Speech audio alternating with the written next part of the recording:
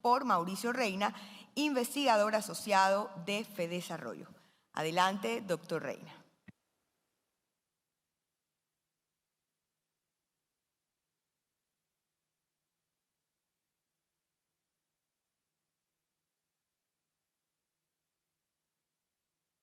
Buenos días. Muchas gracias a la Cámara Farmacéutica de la ANDI, a Anuar, a todos ustedes por esta invitación, por estar aquí. Vamos a discutir dos preguntas. Vamos a esperar que se salgan y se saluden y se despidan. Gracias. Vamos a discutir dos preguntas clave en esta coyuntura, en los próximos 30 minutos.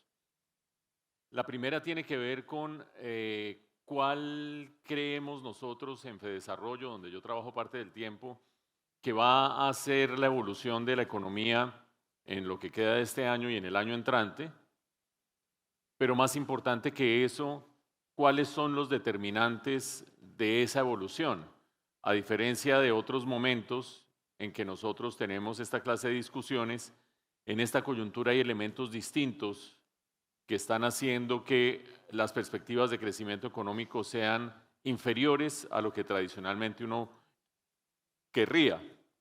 Y el segundo gran tema que vamos a tratar en la segunda parte de la charla tiene que ver con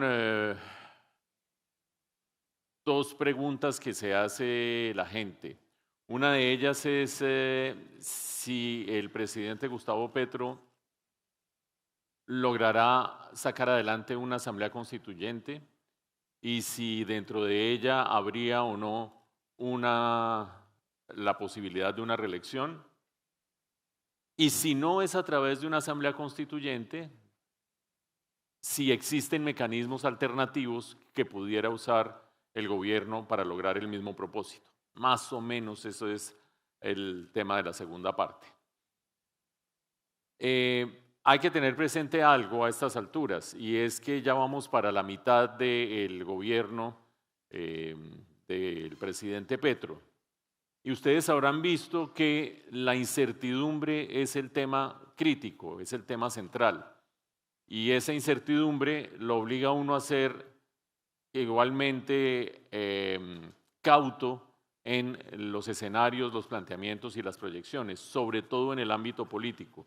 En el ámbito económico hay más cosas estructurales de las que dependen los resultados, pero en el ámbito político vamos a hablar de escenarios, no de certezas, porque con escenarios uno puede saber qué monitorea y qué no.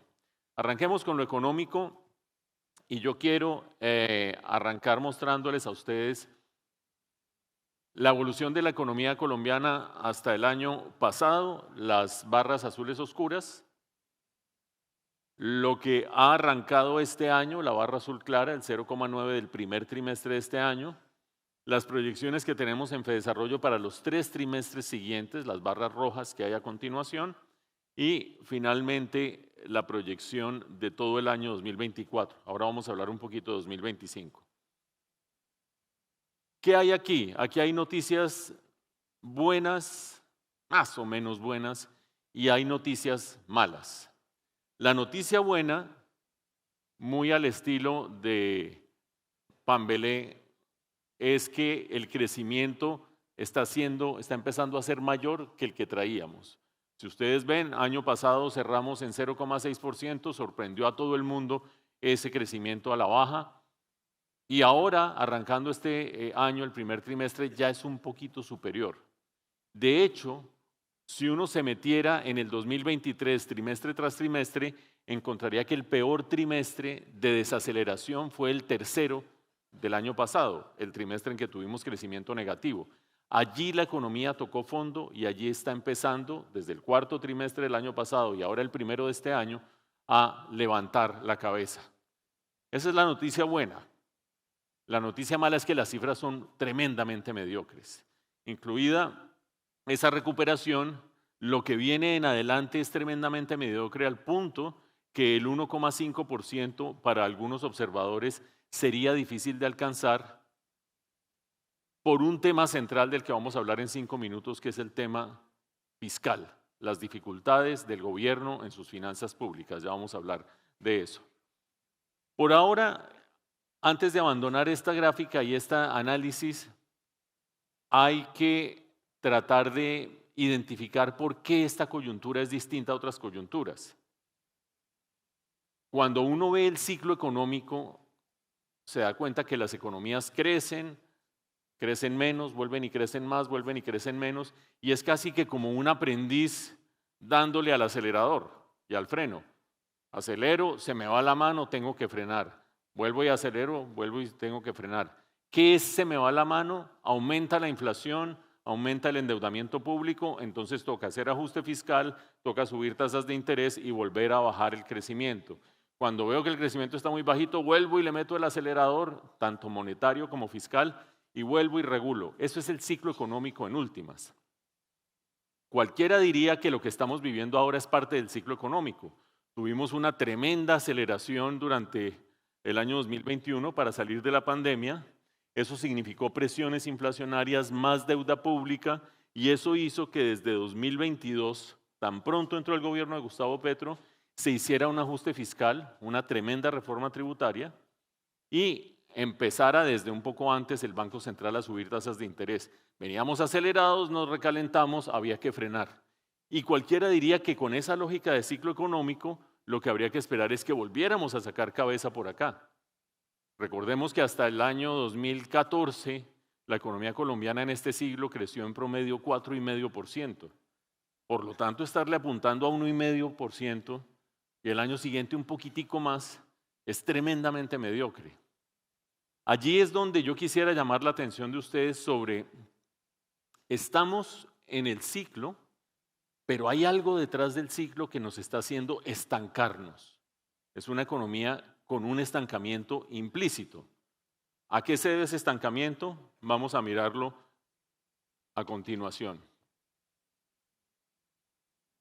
Aquí estamos viendo el rol protagónico que ha tenido en Colombia el gasto público en los últimos años.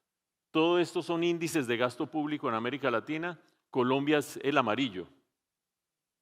¿Qué quiere decir esto? Esto quiere decir que nosotros, después de la pandemia, salimos adelante a punta de consumo. Ahora vamos a ver unas cifras de consumo. Crédito barato, financiación barata, tasas de interés reales negativas, pero también a punta de gasto público y sobre todo desde que arrancó, desde antes, desde el año 2022, que había elecciones, al final del gobierno de Iván Duque, se impulsó mucho la expansión pública, pero cuando entró este gobierno también y mucho más se expandió el gasto público. ¿Y por qué hago énfasis en eso? Porque se desinfló el consumo a punta de aumento de tasas de interés. Se han cancelado en los últimos 2 años y medio 2 millones de tarjetas de crédito en el país. Eso les da a ustedes una idea de la contracción tan brutal que está teniendo el crédito por cuenta de yo no quiero pagar más deudas, yo no quiero tener más tarjetas de crédito, no tengo con qué pagarlas.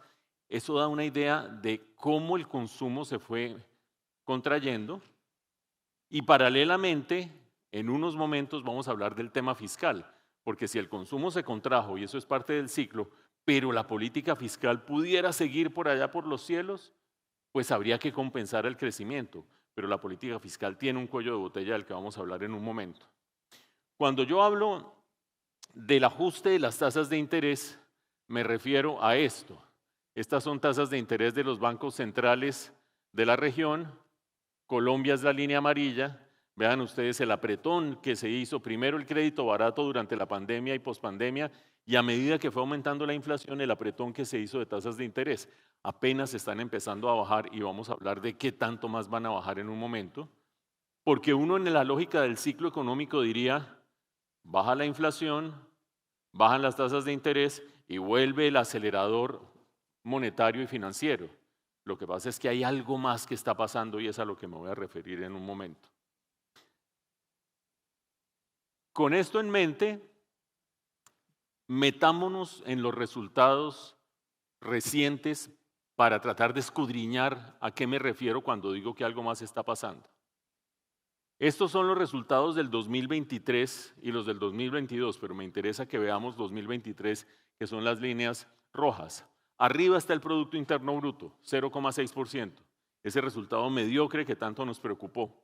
Y de ahí para abajo están las distintas fuentes de demanda, el consumo, el gasto público, las exportaciones, la inversión.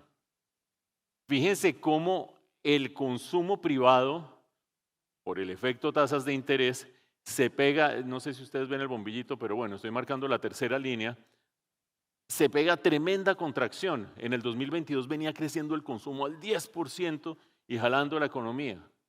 Mientras tanto, el año pasado creció apenas 1,1%, devolviendo tarjetas de crédito, cerrando endeudamientos, cerrando cuentas en los bancos, etcétera, etcétera. Desbancarizando mucha gente, que eso es delicado estructuralmente, por cuenta del apretón del consumo que era insostenible como venía. Pero vean ustedes qué más pasa. Formación bruta de capital fijo. Estoy acá. Antepenúltimo línea y formación bruta de capital en términos generales, última línea. Tremendas contracciones de esas dos variables. ¿Qué quiere decir formación bruta de capital y formación bruta de capital fijo? Inversión. El hecho novedoso, distinto al ciclo económico normal, es la tremenda contracción de la inversión que estamos viviendo en Colombia. Eso, ¿por qué es grave? En primer lugar, porque es una fuente de demanda que se contrae y eso profundiza la caída del ciclo económico. Pero en segundo lugar es grave porque la inversión, la formación bruta de capital, es lo que permite que la economía crezca hacia adelante. Son nuevas empresas, nuevas plantas, cambio tecnológico, transferencia tecnológica, aumento de productividad. Y si uno mantiene esa contracción de la inversión, especialmente de la inversión privada, lo que está haciendo es contrayendo el crecimiento futuro. Por eso, si uno, en la lógica normal de todo este siglo, veía la economía colombiana haciendo oscilaciones así, alrededor de un 4% más o menos, que era muy virtuoso, motivo por el cual algunos de los laboratorios de ustedes llegaron al país, de América Latina y al país igualmente, subiendo, bajando en crecimientos altos. Ahora estamos en unos crecimientos tremendamente mediocres porque el tamaño de la estufa, el tamaño del fogón y el tamaño de la olla se están contrayendo por cuenta de la caída de la inversión. Les doy una idea para que nos la llevemos. Hasta el año 2015, el crecimiento potencial de la economía colombiana era 4,5%, 4,5%. ¿Qué es crecimiento potencial? ¿Qué tanto puede crecer la economía sin recalentarse, sin generar aumentos de deuda pública insostenibles y sin generar aumentos de inflación insostenibles? Puedo girar alrededor del 4,5, subiendo y bajando, sin que se descuaderne la economía. Hoy el crecimiento potencial de la economía colombiana es 2,7%. Es decir, se disminuyó el tamaño del fogón, se disminuyó el tamaño de la olla. Y eso no cambiará mientras no haya un cambio en la inversión. Veamos qué pasa en el primer trimestre de este año, a ver si se mantiene este problema o no. Otra vez la misma lógica, arriba el Producto Interno Bruto y abajo los distintos rubros. Dos cosas para observar. Alguien me decía, si es cierto que el consumo se está cayendo tanto, ¿qué es lo que está jalando la economía? Vean las líneas rojas hacia la derecha. Exportaciones por una parte, 2,4%, consumo público por otra parte. El primer trimestre de este año crecimos gracias a exportaciones y gasto público, especialmente en el rubro de consumo. ¿Por qué es clave eso? Porque ya el consumo privado está teniendo crecimientos negativos, 0,1%, por lo menos en el primer trimestre, y esa fue la gran locomotora del crecimiento durante mucho tiempo. Y además porque el consumo público tiene la amenaza de la que ya he hablado como 3 veces, y es el problema fiscal que vamos a mencionar en un momento. Pero antes de irnos de aquí, vean que persiste el problema de la inversión. La contracción no es del 25%, pero la contracción es del 15%. Sigue habiendo contracción, se sigue contrayendo la capacidad de crecer hacia adelante. No hay que entrar en pánico, pero ustedes quieren hacer proyecciones a futuro. Este es un negocio que busca tratar de entender qué pasa con la economía hacia adelante. Listo, voy a discutir sobre Petro y las elecciones y la Asamblea Constituyente, pero también voy a discutir sobre el potencial de crecimiento de la economía. Y ese zongo sorongo se ha ido contrayendo y contrayendo. ¿Cómo se revierte? Cuando se recupere la inversión. ¿De qué depende que se recupere la inversión? Que dejemos en gran medida de preguntarnos qué va a pasar con la constituyente, etcétera, etcétera. ¿Y cómo se deja uno de preguntar eso? Pues resolviendo esta situación en la que estamos. Paralelamente está lo de las tasas de interés, no lo voy a soslayar, pero hay que tener presente que la incertidumbre hoy es el principal cuello de botella de la inversión, más que las tasas de interés. Esto nos da una idea de lo que ha venido pasando con la inversión, que es lo que permite hacer crecer o disminuir el tamaño del fogón. Vean, estos son índices, muchos de ustedes se mueven en ámbito financiero, etcétera, y saben que un índice me iguala las magnitudes al comienzo y allí puedo ver la evolución en adelante. Consumo privado, PIB e inversión. Consumo privado por encima, siempre jalando el PIB en los últimos años, hasta que las tasas de interés y la capacidad adquisitiva y la inflación empezaron a contraernos el bolsillo. Inversión cayendo, cayendo quiero decir, siempre por debajo del PIB y con un rezago ya hoy de más del 10% frente a lo que teníamos de inversión en el 2019. Esa es la pequeña historia de nuestro crecimiento y las fuentes de crecimiento en los últimos años que nos hace preocuparnos por inversión. Proyecciones. Ustedes saben que el numerito es importante para ciertos efectos, presupuestos, etcétera. Seguramente al final del tercer trimestre se empezarán a hacer presupuestos y estos datos son claves. Pero más importante que el numerito es la lógica que hemos explicado detrás del numerito. El PIB mejorando este año 1,5%, mediocre, pero mejor que el año pasado. Y el año entrante 2,6% apenas. Pero ¿cómo? ¿Qué es este pesimismo? Estamos en el crecimiento potencial, es lo que puede crecer la economía colombiana sin recalentarse con nuestros niveles de inversión. La inflación cayendo. Hay una noticia no tan buena y ustedes la vieron al comienzo de esta semana y es que la inflación en el mes de mayo no cayó frente al mes de abril. Tuvimos el mismo dato de inflación, venía cayendo, ahorita les muestro el gráfico, pero no cayó en el mes de abril. Con todo, la inflación debería seguir bajando lentamente, tasas de interés bajando lentamente, estas son las tasas de interés del Banco de la República. ¿Pero por qué no las bajan más rápido? El Banco de la República tiene dos preocupaciones. Pues primero la gran preocupación, a ver si vemos la inflación por aquí y salimos de dudas. Aquí está ahí no está la inflación.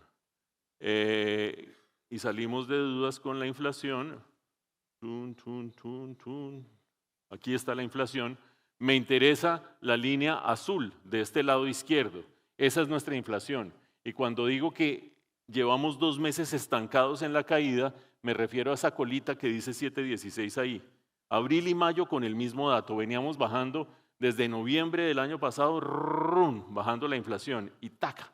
Está estancada en este momento. Eso es preocupante porque eso hace que el Banco de la República, a su vez, sea cauto con las tasas de interés. Aquí estábamos.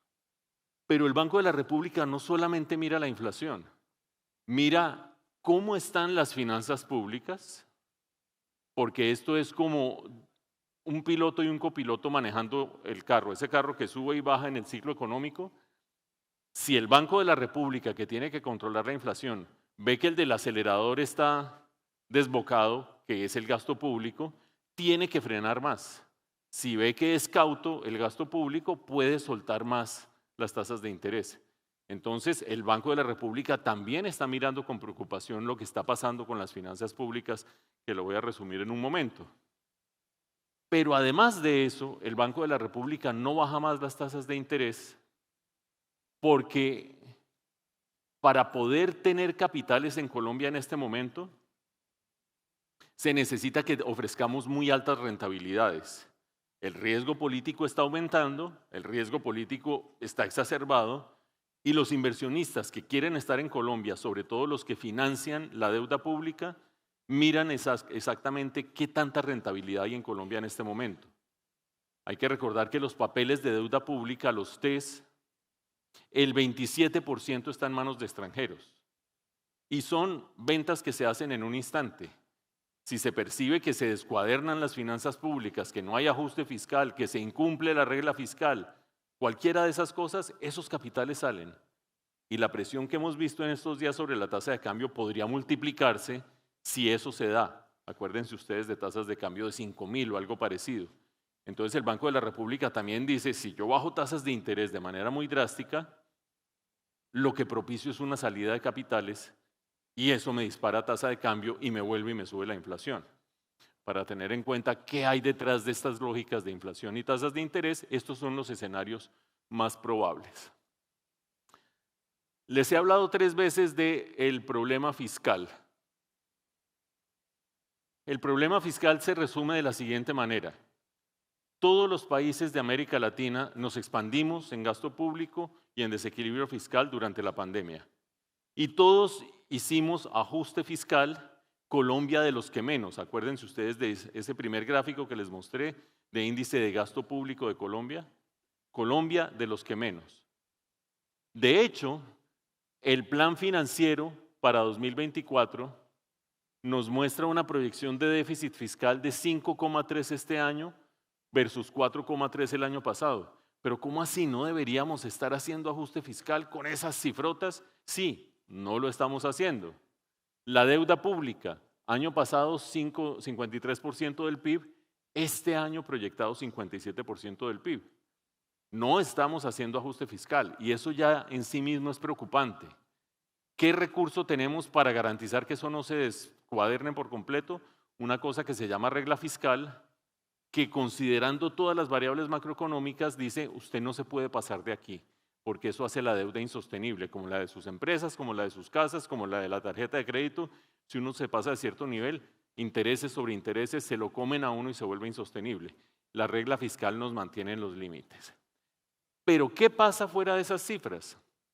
Y aquí vale la pena tenerlo presente porque este es el principal problema que estamos viviendo en las últimas semanas. El gobierno planteó un presupuesto ambiciosísimo, el que se le aprobó el año pasado, y las fuentes de financiación de ese presupuesto se han ido cayendo. El recaudo de la DIAN está por debajo del que estaba proyectado. El ministro Bonilla dice eso es culpa de Luis Carlos Reyes, tiene que salir de la DIAN, sáquenlo y sale para el Ministerio de Comercios, sale así para arriba. La Corte Constitucional tumbó la tercera parte de la reforma tributaria del 2022. Si era de 20 billones más o menos, 6 billones se esfumaron. ¿Por qué la tumbó la Corte Constitucional? Porque la cláusula era inconstitucional. Es la no deducibilidad de las regalías, cosa que no vamos a discutir, pero que ustedes, gente informada, han visto por lo menos el titular. Y es que al declarar no deducibilidad de las regalías, el gobierno se agarraba una parte importante, le aumentaba la renta gravable al sector minero energético. Cuando la Corte dice, no señor, esas sí son deducibles, se reduce la renta gravable al sector minero energético, se reducen los ingresos para el gobierno. Pero tercero, como la economía tuvo un desempeño el año pasado peor que el que se esperaba, menor crecimiento económico, menor recaudo. Hoy el faltante es de 48 billones de pesos. El descuadre de las finanzas públicas es de 48 billones de pesos. ¿Eso qué es?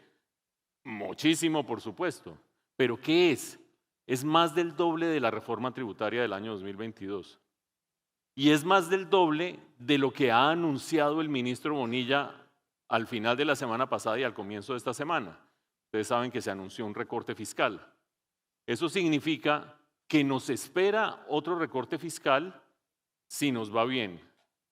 Si nos va mal, el gobierno va a insistir en que no hace más recortes, que hay que violar la regla fiscal, que hay que acabar con la regla fiscal, que no podemos en esta coyuntura, y todo eso sería gravísimo.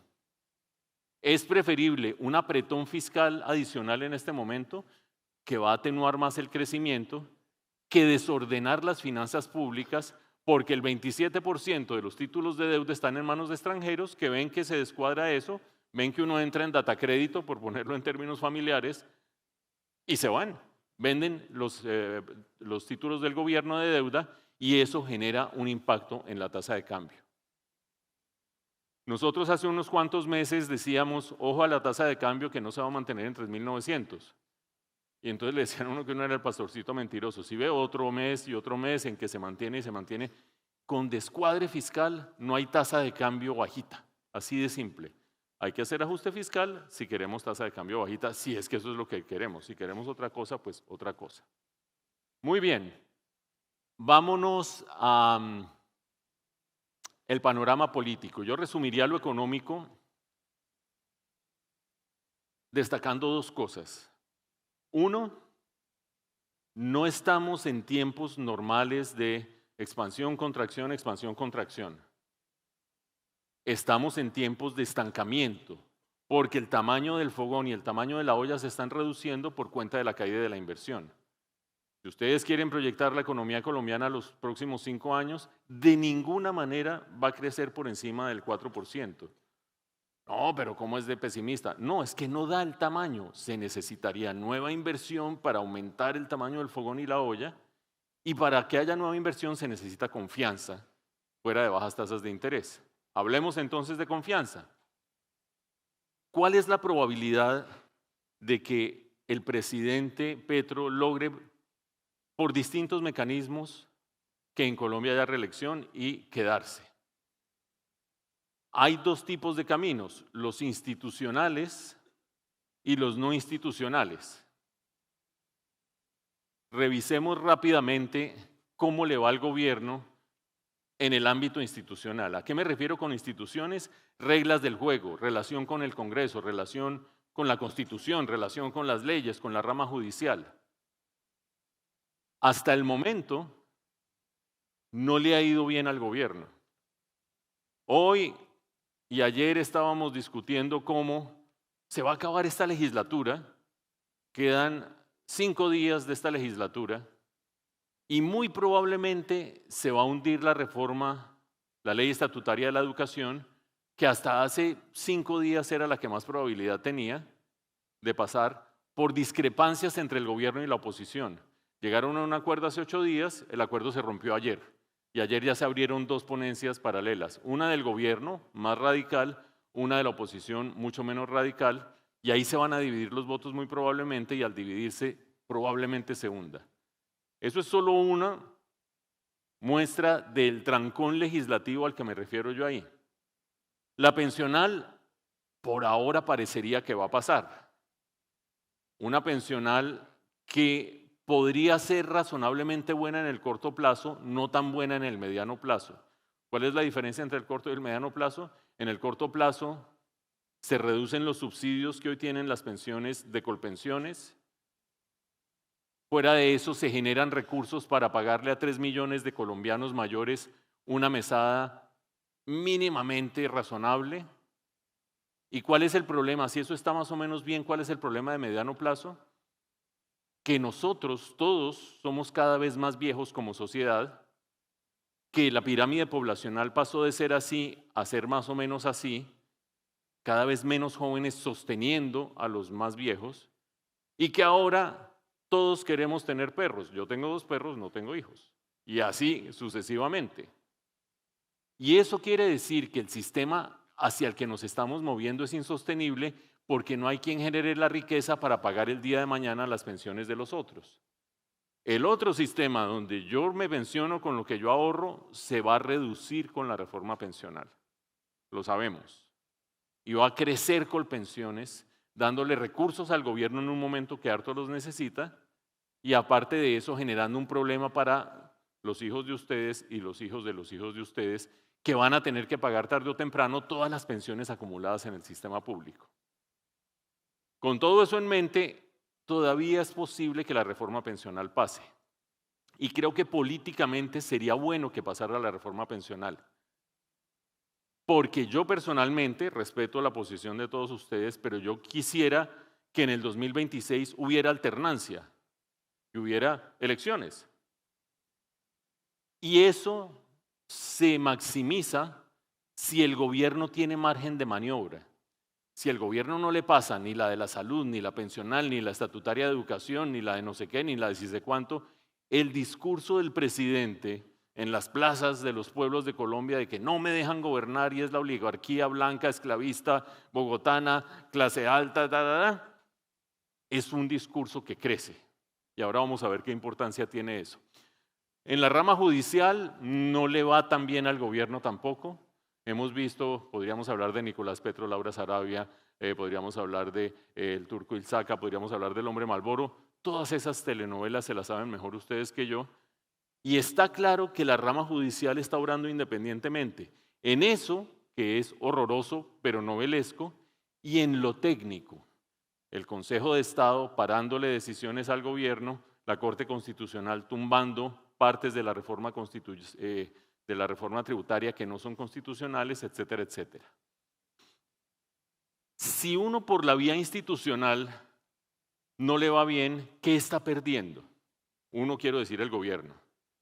La posibilidad de una asamblea constituyente, porque una asamblea constituyente tendría que pasar por la Cámara, está complicado pasar proyectos por la Cámara, por el Senado, complicado pasar por el Senado, control de la Corte Constitucional, complicado, salir a la calle, que voten 13 millones de personas y después armar una constituyente y de esa constituyente que salga la posibilidad de reelección.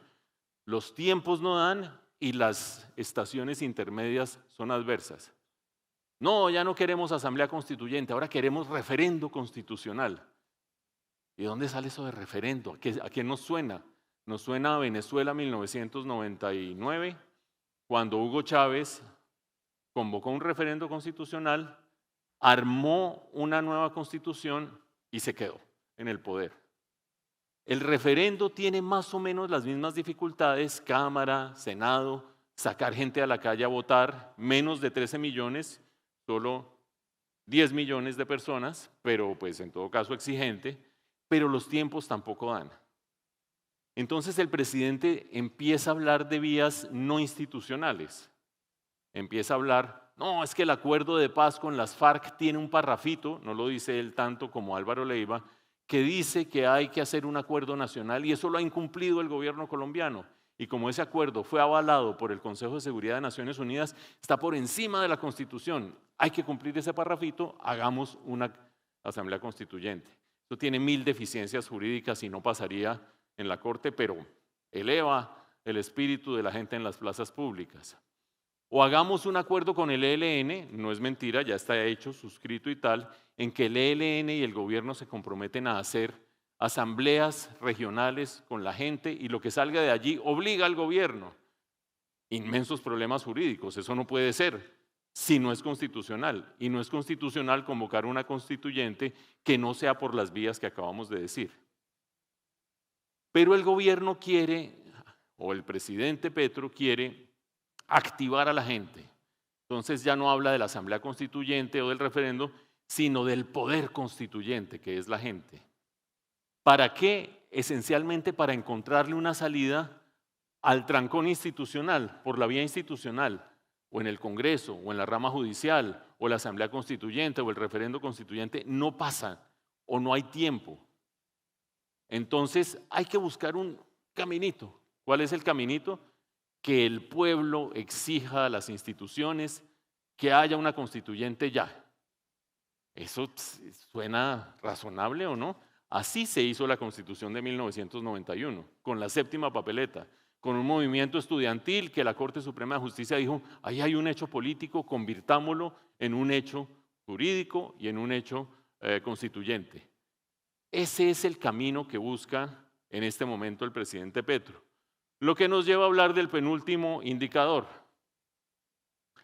¿Hay favorabilidad suficiente en este momento para el presidente mover de esa manera a las masas? Cada línea vertical es un mandato. Les ahorro leer de izquierda a derecha. Por allá nos fuimos a 1990. Y les ahorro ver esta parte del tablero, no se queden mucho allí, que eso es historia. Y concentrémonos acá. 60% de desfavorabilidad, 34% de favorabilidad. Varía de acuerdo con la encuesta, pero más o menos es eso. Con esto, el presidente no logra, ni siquiera activando el poder constituyente primario de la gente, hacer un hecho político de tal proporción que pusiera de pronto a temblar las instituciones. Pero tiene por delante 2 años. ¿Y tiene por delante una inmensa chequera? No, tiene ajuste fiscal. Tiene recorte de 20 billones, tiene recorte de otros 28 billones que se le vienen encima.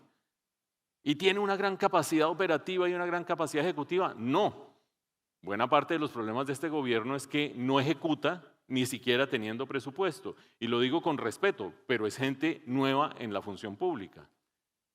Entonces, de alguna manera, el presidente está acorralado institucionalmente en su propósito de buscar una reelección, acorralado popularmente en su propósito de buscar una reelección, y no parecen quedar muchos más recursos. Pero en el mientras tanto, en su búsqueda de activar a la gente y de ponerla a ser ese pueblo que mueva las instituciones, no va a ahorrar muchos recursos, ni va a ahorrar muchas peleas, ni va a ahorrar muchas disputas. Una última idea para que nos llevemos. ¿Por qué hablo de paz total? Entre otras cosas porque uno de los caminos no institucionales que ha explorado el gobierno tiene que ver con esos acuerdos con los grupos al margen de la ley. Es decir, ¿a quién le cabe en la cabeza que con esta situación de inseguridad, con el Cauca prácticamente hipotecado en manos de la delincuencia, con el suroccidente del país hipotecado a manos de la delincuencia, con una COP16 que se va a hacer en octubre y motos bomba en Jamundí, ¿a quién le cabe en todo eso que el gobierno insista en negociación con el Estado Mayor Central de las FARC y con la mitad de ellos tener un cese al fuego y con otros no? Y tener un cese al fuego con el ELN sin mayores promesas distintas a ese acuerdito que les dije que firmaron los dos de hacer asambleas populares, porque el gobierno siente que esos son mecanismos que pueden ayudar a activar el pueblo y hacer hechos políticos para que la Corte Constitucional no diga eso es inconstitucional, sino que como en el año 91 o en el 90 diga ahí hay un hecho político que hay que convertir en realidad. No digo que lo vaya a lograr, pero sí digo que lo está buscando. Y mientras tanto, ¿qué pasa con todos nosotros y la paz total? Esta era la presencia de los grupos armados hasta el año 2020, amarillitos disidencias, naranjas ELN, el Clan del Golfo y las autodefensas, el Clan del Golfo en general, los lilas, y esta es la presencia al final del año 2023. Es decir, el problema de crecimiento de la delincuencia y la subversión no es un problema exclusivo de Jamundí, no es un problema exclusivo del Valle del Cauca, no es un problema exclusivo del Cauca, es un problema que está asolando el país. Vean ustedes la creciente cifras de extorsión, las crecientes cifras de secuestros, y este es un cheque que nosotros no podemos darnos el lujo de pagar.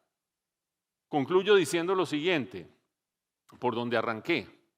Este es un tema de escenarios. Uno no puede asegurar que va a pasar tal cosa o que va a pasar tal otra, sobre todo en lo político. En lo económico los números es más difícil que cambien, por lo menos los de este año, un poquito más los del año entrante. Pero en lo político, lo recomendable es visualizar escenarios. ¿Se queda el presidente Petro en el 2026? ¿Y por qué se queda? Un escenario. Por la vía institucional, se queda y se queda por la vía no institucional, no se queda y trata de ungir una sucesora, María José Pizarro o qué sé yo quién. Y mientras tanto, ¿qué puede pasar con la oposición? Esos son los escenarios que uno tiene que asignarles probabilidades. Y hoy, por lo menos, yo veo con una menor fuerza la opción de que el presidente Petro, por la vía institucional, logre algo. Por la vía no institucional, quizás estas alianzas con grupos al margen de la ley sean un recurso y un mecanismo, pero veo también que la situación económica, especialmente la situación fiscal, si todos nos empeñamos en que se mantenga la regla fiscal, algo que es una cosa de economistas, tecnócratas, hartísimos, si todos nos apropiamos de la disciplina fiscal como un principio de estabilidad de esta economía, se reducen también las posibilidades de que en el frente político, por la vía no institucional, se logre exacerbar al constituyente primario, al poder constituyente, para que nos salgamos de las instituciones. Espero que tengan un buen fin de reunión y un buen fin de año en el resto de sus negocios. Gracias.